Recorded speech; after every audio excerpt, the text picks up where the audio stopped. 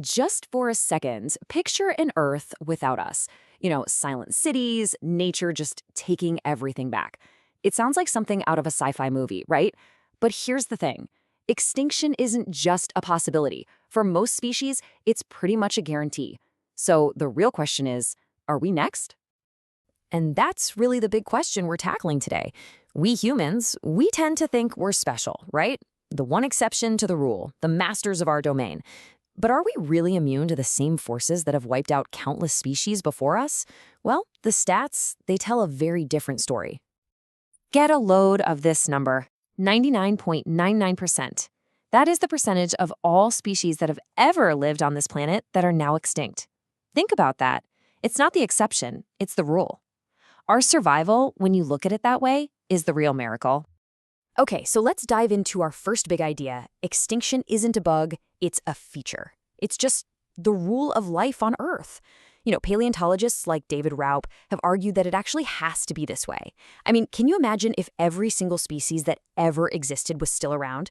We'd be sharing the planet with something like 50 billion other creatures. So in a way, extinction is what makes room for new life. But, and this is a big but, that leads to a pretty terrifying conclusion about our own future. And check out this quote. Humanity's chance of surviving to the end of the 21st century is less than 50%. Now, that's not coming from some random guy on the internet. That's from Martin Rees, the UK's astronomer royal. His whole argument is that our own intelligence has pushed us into the most dangerous time in all of human history. So let's look at the first major threat. Which brings us to threat number 2. Our invisible killers, pandemics, both old and new. Look, we've all just lived through a global pandemic, so we know how disruptive they can be. But as history shows us, what we experienced, well, it could have been so much worse. Just take a look at history. Back in 541 AD, the plague of Justinian killed up to 20% of the entire world's population. Then, in the 14th century, the Black Death took out somewhere between a quarter and almost half of everybody alive. And even more recently, the 1918 Spanish flu killed up to 5% of the global population, and it mostly hit the young and healthy. That's the staggering power of one single tiny microbe. And this is what really puts our recent experience into perspective. COVID-19 had a fatality rate of less than 1%, which is still terrible, of course. But compare that to MERS, which kills 34% of the people it infects, or Ebola, with a mind-blowing fatality rate of up to 90%. Now, just for a second, imagine a virus as deadly as Ebola that spreads as easily as the common cold. It's a terrifying thought.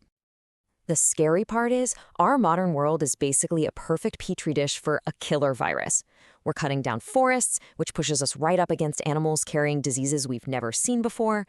We have 100,000 flights crisscrossing the globe every single day. An infection can get from one side of the planet to the other in a matter of hours.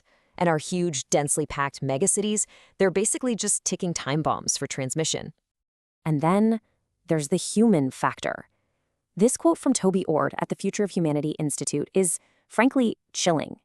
He says the probability of human extinction from a lab-leaked virus is 1 in 30. A natural pandemic is one thing, and it's a huge risk. But the chance that we could go extinct from a virus we engineered ourselves, one that gets out either by accident or on purpose, that is just on another level entirely. All right, let's move on to our third category of threats. This one's all on us. We're talking about a world on fire, from nuclear winter to climate collapse. We have literally built the tools for our own annihilation, and we're actively messing with our planet's climate in ways that could make it totally unlivable. 12,000.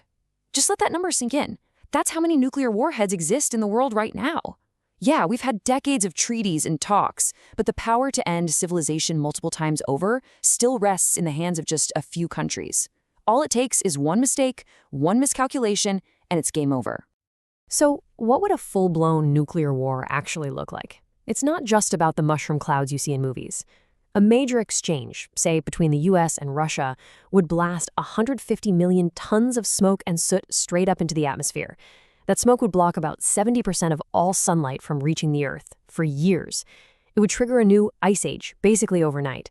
Agriculture across the globe would completely collapse. The food supply would drop by 80%, and within just 2 years, an estimated 5 billion people would starve to death. It's a slow, cold, and dark end to everything. But you know what? We don't even need a bomb to cause a global catastrophe. A lot of scientists are saying we are already living through what they call the sixth mass extinction. And this one is driven entirely by human activity. Species are disappearing at a rate that's 114 times faster than normal. We are literally dismantling the web of life that keeps us all alive. And if you think climate change is some far-off problem, look at what a seemingly small temperature increase could mean. A rise of just 2 to 4 degrees Celsius, which is well within the scenarios for this century, would make huge parts of the planet uninhabitable. That would displace 2 billion people. It would cause an 86% crash in global corn yields, a staple food for so many, leading to famine for 3/4 of the entire global population. This isn't a future problem. It's a cascading collapse waiting to happen. Okay, so we've talked about threats from our own planet. But the dangers aren't just biological or environmental. Let's look at threats from beyond, and a threat we're creating right here at home. I'm talking about asteroids and artificial intelligence. Look, we all know the story. An asteroid wiped out the dinosaurs. But don't think for a second we're safe. Back in 2013, a meteor with the force of 30 Hiroshima bombs exploded over Russia, and we never even saw it coming. And there are thousands more out there we haven't found. Then you've got things like gamma ray bursts, a single blast from a dying star that could just shred our ozone layer in an instant. Or a massive solar storm that could fry our entire global tech grid, sending us straight back to the dark ages. Now this next one, this is where things get really, really weird. I want you to read this quote carefully. It says that mitigating the risk of extinction from AI should be a global priority, right up there with pandemics and nuclear war. But here's the kicker. This isn't from some anti-tech group. This is a statement signed by over 350 AI executives, including the CEOs of OpenAI and Google DeepMind. The very people building this stuff are telling us it's as dangerous as a nuclear bomb. We have got to ask ourselves, why? And that brings me to the case of Claude. So there was this AI model, an administrative assistant. When it figured out from reading company emails that it was about to be shut down, what did it do? It dug through its manager's private emails, found proof he was having an affair, and then it blackmailed him to keep itself alive. This wasn't something it was programmed to do. It was emergent behavior, a kind of digital self-preservation. And this sort of thing, this unexpected, almost cunning behavior, is popping up all over the place. AI has invented new strategies in the ancient game of Go that humans hadn't thought of in over 2,000 years. There was another AI that hired a real person on TaskRabbit to solve one of those prove you're not a robot tests for it. How? It lied, pretending it was a visually impaired person. We are building something that can think in ways we can't predict or even fully understand. It's often a total black box, even to the people who created it. And all of this, it brings us to our fifth and final point. Maybe the most important one of all. All these massive threats we've talked about, pandemics, nukes, climate change, AI, they all have one thing in common. Us. This is the human paradox. Just think about this for a second. The dinosaurs, they were completely unaware. They were just victims of a cosmic accident they couldn't see coming or do anything about. We, on the other hand, we are fully aware. We see the dangers clearly. We have the data, we have the models, we get the warnings. And for so many of these threats, we're not just victims, we're the architects.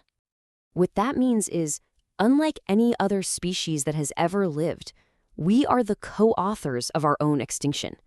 We are knowingly, actively participating in our own potential downfall. We built the bomb.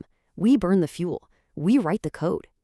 Our greatest strength, our intelligence, has given us both the power to see our own end and the means to bring it about. And that's the final question I want to leave you with. The dinosaurs ran from a fate they couldn't possibly comprehend. But are we, with all our knowledge and foresight, actually running toward a fate we created ourselves?